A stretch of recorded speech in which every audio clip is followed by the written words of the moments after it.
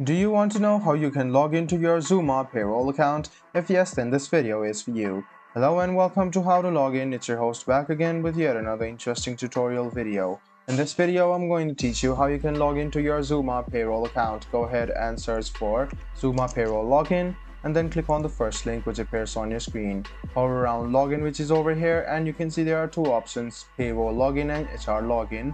You can see this one is the Zuma Payroll one. Go ahead and write down your username and click next, and then write down your password. After you write down your password, click on this icon to check your password and click sign in or log in. This way you can log into your account in your payroll account on your Zuma. And the another one is this one, and you can write down your username, click login, and then write down your password and check your password, click login, and you can sign into your account on your HR login on Zuma Payroll. So guys, this is how you log into your Zuma Payroll account. I hope this video was helpful for you. Hope to see you in the next video as well. Like the video, subscribe to the channel, and do hit the bell button for more.